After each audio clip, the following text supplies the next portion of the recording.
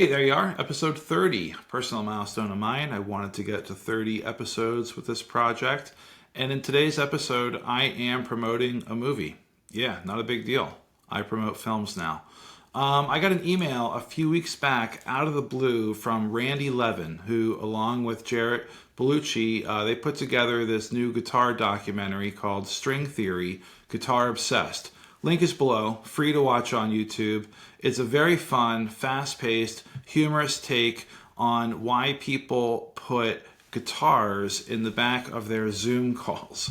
And it was just hilarious. They got the who's who of YouTube guitar on there. Marty Schwartz was interviewed. Mark Agnesi is on there. They even got the former director of the FBI to be interviewed about why he puts a guitar in the back of his Zoom calls on the news.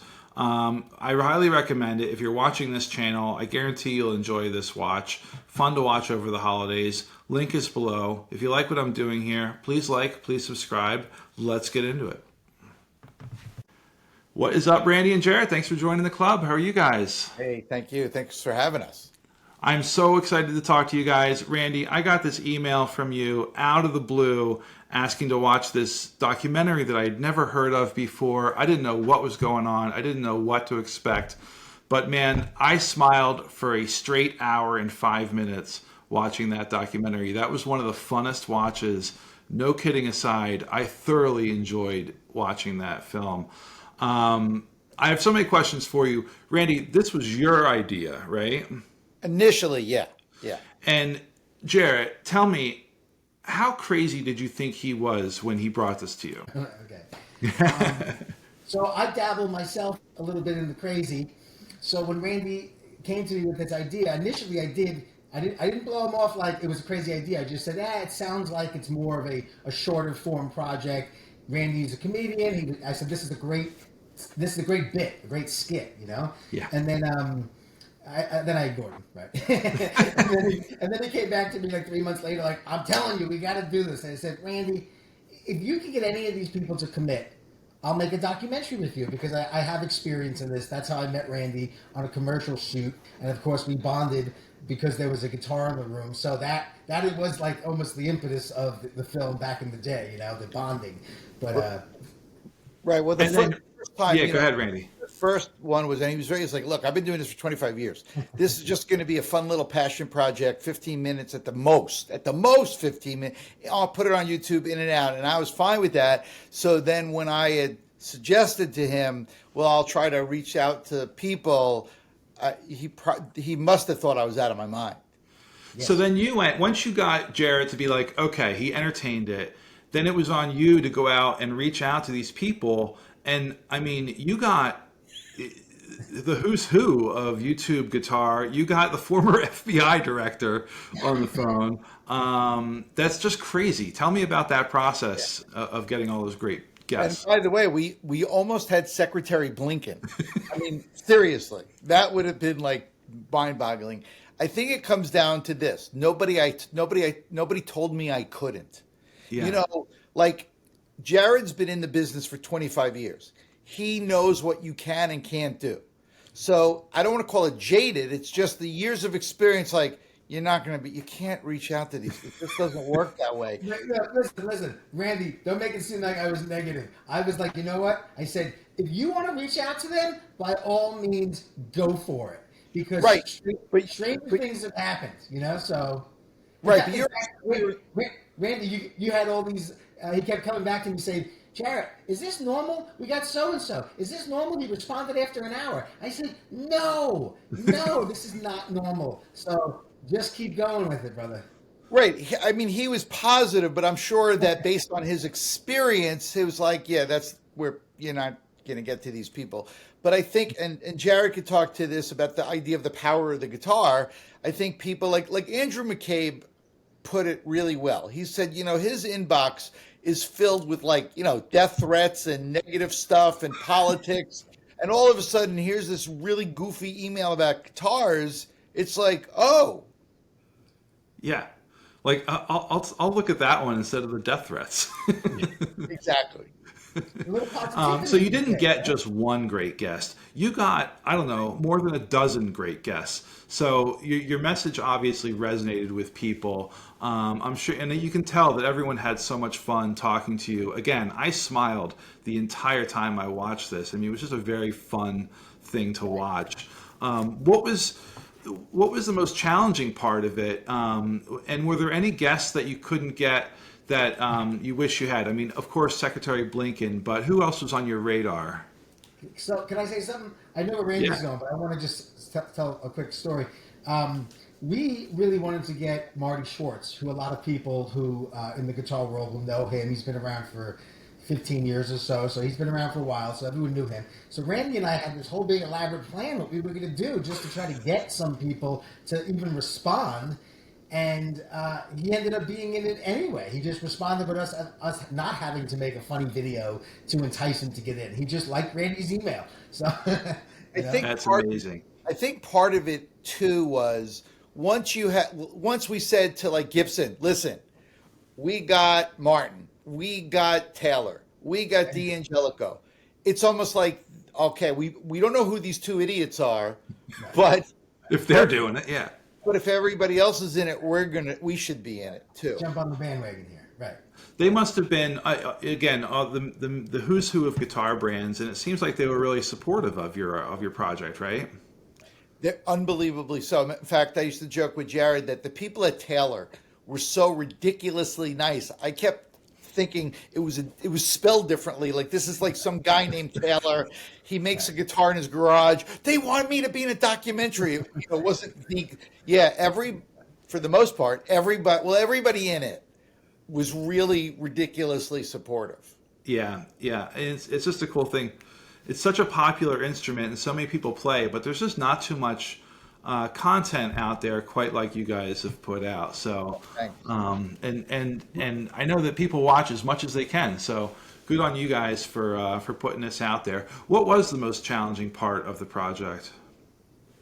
I think that the most challenging part of the project truly is after it's completed and it's out there and trying to get the word out there, because the fun part is making it, the fun part is putting it together and being given birth. And then now is, if anyone who works in this business knows, this is now when you go, how is it going to be received? So we're very appreciative when, guys like you love it, spread the word. This was something we did out of love for the instrument. Mm-hmm. We're not looking to get rich and famous. We just were like, hey, this is honest. This is authentic. Let's put it out there and see where it goes. It opened a lot of doors, and we hope it continues to open more. I mean, part of it too is somebody had said to us, and this goes to your podcast. We're competing with everything.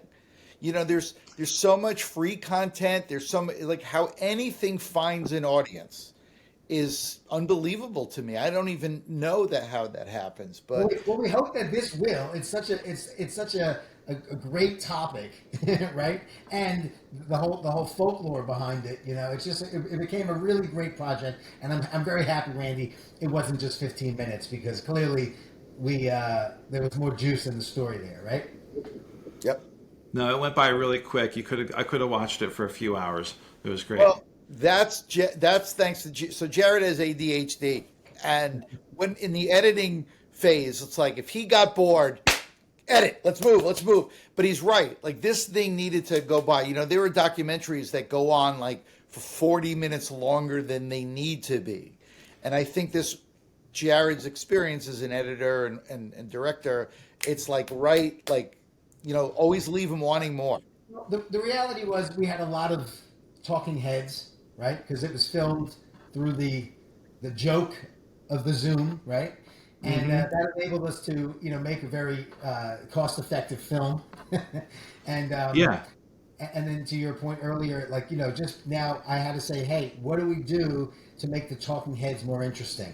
Because we're not going to go out and film a ton of things. So we got to come up with these little storylines, these little animated vignettes, things to take people out of their boredom, if they are, of watching the talking head. Just make it come to life more. So. Well, you did a really great job with that, because you're right. It's hard to take just straight up video like this and make it like engaging in a long form like that. But it was like, I felt like it was bouncing around in a good way. Like it was it was just kept on moving, and there was never a dull moment. So he did a great job of like tying everything together and really making it a cohesive thing. And I swear, I think I smiled the entire time. It was just, and I didn't know what to expect. I didn't know who Randy was. I was like, and then he emailed me back. He's like, hey, your podcast says that you want to talk to people like us.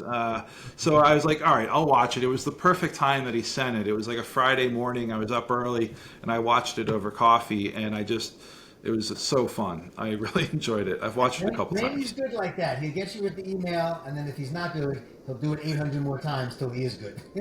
Yeah. So Jared and I have had this conversation 1,000 times because it really is that fine line between being persistent and getting a restraining order. Yeah. And there have been a couple times that I really came close to that line. I mean, Well, especially when you're emailing the former director of the FBI. oh my God. Well, part of the problem with him was I didn't know if that email was really his or like he was getting it. So I would constantly, like every a month or whatever, reach out again. I mean, thankfully, and then look, but he knows Harry Littman. So I said to Harry Littman, can you Randy Levin is on the chalkboard in the FBI headquarters. By the way, one of the people I really wanted, we didn't get, was George Conway. So Yeah. George Conway is very good friends with Harry Littman. They both play guitar sometimes together, and by the way, I've spoken to him, the funniest guy ever. He's the nicest guy. He's really funny, but he sort of can't organize his own life. Like it's like I got to do this, and so he just couldn't. He couldn't get it together because that would have been a really cool one to have. Then there was a woman I was so I'm sure disappointed. he's gonna love that that's how you describe his personal life. That's going to be edited out, or Right. Yeah. I'm sure George watches my podcast. Yeah. And then there's a woman named Mary Spender who's in England. She's great guitarist, great vocalist, really funny. And we wanted to have more women in this too. But she just like we couldn't get her, And then we reached out to famous people too, but famous people aren't going to do this. What's his name? The Yankee baseball player George. He retired Yankee. I forgot his name, but he's a jazz guitarist. He's an amazing jazz guitarist. Yeah. Yeah. So there are people we tried, but listen, we got, as you said, we got a lot of really strong people. Totally. Yeah, it filled the spectrum, Yeah, it was a great mix of guys from the industry, of the who's who of YouTube people. Like Marty is the guy, and Mark Agnesi, the guy from Gibson, he's great. He does great stuff on there. And then stuff and Guitar Mastery Method, Chris Wallace. Yeah. So, yeah, those are the guys who I see in my feeds over and over. So I'm sure a lot of other people do as well, and they'll know who they are. The hardest part, or not the hardest, but the interesting part was once we had all the interviews done. I mean, I turned to Jared and it's like, now what? Because there's no script. Jared does movies, and that's easy to edit in a sense because there's a linear line. Here, it's like, well, what do we do? So we literally created postcards with like topics, community, the love of it, put it on his wall. We actually ruined his wall because the tape kept pulling the paint off, and then just figuring out what order do we want to tell the story in. Yeah, no, it's great. It was really well done. Jarrett, you play guitar as well, right? I do. Has it always been in your life, or did you pick it up later in life? No. In fact, Randy? it's funny. I guess I always had the urge to want to be a rock star, as we all do to some secret level, right? Yeah. But I used to hang out with a lot of bands. As a filmmaker, I always had a camera, and I was always hanging out with bands, doing music videos, and I always played visuals. That's what I said. I played visuals. And I always had a guitar hanging in my office, an electric and acoustic. But I looked at them as purely art. I really did. And, I was like, one of these days, I'm like, I got to play this thing, And it wasn't a COVID thing. It was years after that, about a year after COVID. I was just like, you know what? I have to. So you've been playing since COVID, and really Roughly about 4-5 years tops now. Yeah, nice. It's, as you can tell, a life-changing event, and I enjoy teaching people. I teach people who obviously suck compared to me because to them I look like Clapton. So I enjoy giving people that satisfaction, and I have a couple people, family members, friends, who I give routine lessons to, just to hang out because it's fun. It's just fun. It's a joyful thing to do. It's something. It's nice to be able to have it there to pick up, and it's just a great hobby, and it's a lifelong thing. There's no age limits. And Randy, tell me about your journey with the guitar. So, after I was a stand-up comedian forever. That was kind of my creative outlet, and then I stopped, and I didn't really do. I was, I've always been a writer, but I didn't really have that outlet as much. And then when we had kids, there was a music school that opened up, and my kids, like every kid, piano, that, and then it was violin, that. We ended up with like 15 free lessons. Like they quit, and we paid for all these lessons. And I didn't want them to go to waste. But every time I would take my daughters there, and them sitting in the waiting room, I was kind of jealous. Like all these different people, different ages, coming with a guitar, a bass, whatever it is, and I'm like, I wonder. So when we had these free lessons, I said to my wife, "Look, they're paid for already. Would you mind if I take guitar lessons?" And she said, "Sure."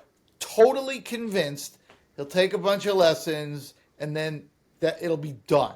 So the first thing was she didn't understand that I had to then first buy a guitar. So I come home with a guitar. She's like, "What? Well, but I got to take lessons." Like, all right, fine. And then, I was hooked. I was hooked from the very beginning, which really upset my wife when I started coming home with more guitars. But Well, it's better than hanging out at the bar every night, or there's a lot more expensive hobbies that yes. you could be mad at you for. And I was telling Brian before, the thing that to me is so fascinating is Jared's approach to the guitar is totally different than mine. He doesn't necessarily play songs via tabs, but I've never met anybody who knows the pentatonic scales backwards and forwards like he does. And I mean, other than professional musicians. Right. I mean, come on. You're making me. I told you, I teach people who are worse than me. Come on. No. But most amateurs don't know the pentatonic scales the way you do, because that's what he. You know what it is? I think if people are visual learners and they can see patterns on the neck, then someone who's visual, I see it's like Job from Lawnmower Man. The lights go, and I can see all the patterns on the guitar neck, and it makes sense to me. Oh my God! And if I do it this way, it evokes that sort of emotion, and it becomes this addictive drug, right? Yeah. And he's rocking out. Like, he has backing tracks. He could put it in a style of Clapton or B.B. King, whatever he wants, in a certain key, and then he just jams. And for me, it's the exact opposite. Like as much as I love the electric guitar, I prefer my acoustic, and it's more of a mellow thing. I mean, I still play things that are more rock-ish, but it's on an acoustic, so I'm not like. But he has no idea, Brian. He'll play whatever, Let It Be, or some beautiful Beatles tune or whatever. And I go, dude, what are you doing right there? And I'm trying to pick his brain to see what he's doing. I go, is that this chord? And he's like, I have no idea. Like, he has no idea what I'm saying. No idea. I'm a trained monkey. Right. I'm like, he knows nothing. I'm like, so you don't know that note and this note are the same thing and there's a pattern here and blah, blah, blah? No. And I said, well, if you did, you would really enjoy the guitar more. But part of it is, and this could be a cop-out, but I'm 67 years old. Like, if I was 21, I would want to know music theory. Because then it makes you a better player to yourself. Yeah, but I'm already 60. By the time I figure that out, I'll be dead. So no one's ever going to figure out the guitar. We'll all be dead before we figure it out. Yeah, it is. I feel like it's a mountain. I call it the puzzle mountain, where it's like I'm always climbing, trying to get better and better, and it's like a puzzle along the way, trying to figure out where these little pieces go and fit in. Right. I'll hear a song, and I'm like, oh, I want to learn how to play that, and I'll go to Marty Schwartz's page, and he's most likely already covered it before. And then I get halfway through, and then my ADHD takes over, and I start playing something else. Yeah, I mean, I'm sure we can all attest to how many different website things we've bought into. We keep all these people in business, right? And it's great, because I'm happy to get all this information and pay them for it. I want to learn. But believe it or not, I don't know about you guys, but I actually just restarted taking lessons with somebody, my buddy. And when you learn with someone in the room, I mean, look, I know on screen it's as good as you're gonna get, right? But man, there's nothing better than playing with another live human being who can. Yeah.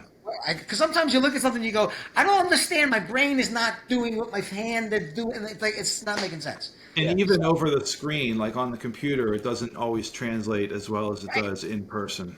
Yeah, I've never been. What's funny because I take weekly lessons. In fact, the guy Dan Del Vecchio that's in the movie from the guitar player from Don't Believe in Ghosts, he's my guitar teacher. Oh, cool. And I need somebody either in person or talking to me direct because the videos for some reason don't work for me. I'm just my Yeah. No, and I want to play with more people. I just, I want to like actually develop a tool to like, let's say you're in Springfield, Illinois. Like, hey, I'm in Springfield, Illinois, and I want to connect with other people to jam, and it's like on folk music or metal. Like, it'd be cool if there was some sort of like Tinder for guitar players. Well, I know there are a lot of sites. I keep seeing a commercial. One of them is like it's like Netflix for guitarists or whatever, But as you were describing that, in my career, I'm using a lot of AI to create the storytelling I'm doing, and it just got me thinking about like Google 3D and all that stuff. And imagine being in these rooms, right? The three of us could be in this chat room, all sitting with our guitars in our real arms in our place, and then our avatar is holding the same thing, similar. And it doesn't matter that the fingers aren't moving perfect to you guys. It's about jamming with people. Yeah, yeah. That'd be kind of cool. Let's invent that app right here, right now, boys.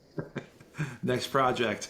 Right. So back to the movie, and you talked about sort of the hardest part being marketing it and getting it out there. How do you do that? Like, did you guys have sort of a strategy on how to get it to this specific niche? Because it is a big niche. Right. So we knew that everybody who was involved with this project had a nice sized following. So we knew there was an organic reach. And we knew that audience would be more enticing to get a distributor. We wanted to distribute the film. So we got a distributor. We got it on Amazon Prime, which was awesome. We wanted to get that out there. That was when we did that. We had Marty and we had some of the other people promote it to let people know. We got it on Spin Magazine. Spin Magazine's website publication, online presence. Spin TV. It was the first doc up on the site. I think it's still up there. And now and besides other platforms that you guys can get VOD, all that fun stuff, you can see it available. But honestly, my point of going on this long tangent was I believe that just like when we started, when it's free, and it is free now on YouTube, when it's free, that's when people will consume it. Because it's instant. It's in your hand. You can watch it. And we've had a much better response. So when we first talked about this, again, this is not my forte. It's all Jarett. And Jarett initially was like, let's just throw it on YouTube. But I felt like we're not going to get enough of some cachet out of it unless we can say like Amazon Prime or Paramount or whatever. But what we didn't know or didn't expect is it got onto Amazon Prime, which we were thrilled, but it was a rental. Mm-hmm. So we were surprised that nobody, and I understand it. If you're paying for 12 streaming services, like I'm not paying an extra $2.99 for your film. I'll pay $8 for a cup of coffee, but I'm not spending $2.99. But I get it. There's so much content out there. Why pay? You can't give people one more reason to not instantly view it. So that is why we were excited to. It's available. Go watch it. Spread the word. I said to Randy, we put it in a little ship, and we blow it off into the water, and we see what it does. And you just let it do its thing. And I like it better, on YouTube too. Like the thing with Amazon Prime, the rentals were only available in the United States, so that left out Canada. And we got emails from people in Canada and Australia, like, where could I see this? So YouTube, and remember too, at my age, my impression of YouTube. No. You know what I'm going to say because it's true. Like at my age, my impression of YouTube is like that's where you put up the bar mitzvah videos. You know what I mean? I was trying to tell Randy, Randy, come back to earth. Let me just let me it's not that. Okay. My biggest fear. I had this fear. Stick to the email. I had this fear. This is what I was afraid was going to happen. That somebody'd say to me, "Oh, you have a documentary on YouTube. My 11-year-old daughter and her friends have a documentary on YouTube. I mean, like, I thought that would Randy, happen, but you just channeled an old Jewish woman just now. Is that what happened? yes, You just transformed right in front of our face. yes, I Right. did. Yes. Right. Well, I bet like this project of mine here, just by putting it out there and setting that little ship out there, like you said, Jarrett, it's probably opened up doors and things that you didn't even expect to happen, right? Right, as it does in any bit. creative Right. venture. That's what I tell Randy now as we look at the analytics and the stats and who's watching and who's not. I say, look, I know this is spammy the whatever, but like you got to do art for art's sake sometimes, and then hope that it catches on because you're connecting with other people who resonate with it. And that has always been my philosophy in my career, because if every project ever happened in the creative world that was supposed to happen that didn't, you'd be a billionaire by now. But you move on, So, Yeah. But I'm just even excited when you say it opened doors. It's not necessarily doors that go anywhere. Like just the thought that no. What I mean is, to me, just the thought that I had a conversation with Andrew McCabe Yeah. or Marty Schwartz is mind-boggling to me. So my wife is a big foodie, and Tom Colicchio, I don't know if you know, so Top Chef. Yeah. So he has the show Top Chef. He's one of the judges. We watch it all the time. He plays guitar. So I actually got to meet him a couple of weeks ago. I mentioned the documentary, and he emailed me about what he's going to watch the documentary. So to me, that's like mind-boggling stuff that I'm home watching Top Chef for years, and here's that guy emailing me just to say, hey, I'm going to check out your documentary. So those kind of doors, it's just kind of cool Yeah. that I got to meet these people. I think, Ron, I think what's great about the project, and I think what Randy's saying too, is that like there's a giddiness about it, this love for this instrument, Yeah. and this giddiness makes you want to just pass the movie around, guys. Just watch it. Just I don't care what happens with it. Just pass it around. Like we had a good time making it. You'll probably agree with what we're saying. Maybe it's been said. Maybe it hasn't. Either way, we made this movie. We put it in, and it is what it is. It's so much fun. I'm going to tell everybody about it. I think that anyone who's interested in like YouTube guitar stuff, and they're going to want to watch this video because it is just such a fun watch, and you guys did a really terrific job. Oh, we really Thank you. appreciate that. Yeah, What was your I favorite appreciate you part? guys being on the channel here. I know time is tight. Thank you guys so much, and hope to talk to you guys again soon. Cool. Thank you. Thank Nice you. to have you guys. Are we now actually part of the Secret Guitar Club? Do we get like a badge and a secret? The badge is in the mail, but yeah, you're definitely in the club. Yeah. I think I was thinking about this. Anyone who's on the channel is in the club, and I think anyone who watches it is in the club too. Might as well just Cool. make it a big club. Cool. So It's a good club. thanks so much, guys. All right. Thank you. Thanks, guys. See ya. Peace. Hey, hope you liked that interview. To answer that question that I didn't answer, my favorite part of the movie is just how fast-paced it was and all the terrific guests they got. I couldn't believe it. Each new guest popped up, and I'm like, I can't believe that guy responded to Randy's email. I can't believe that guy got back to Randy. Just a super fun watch. If you haven't watched it, highly recommend it. Please watch, enjoy, and we'll see you on the other side.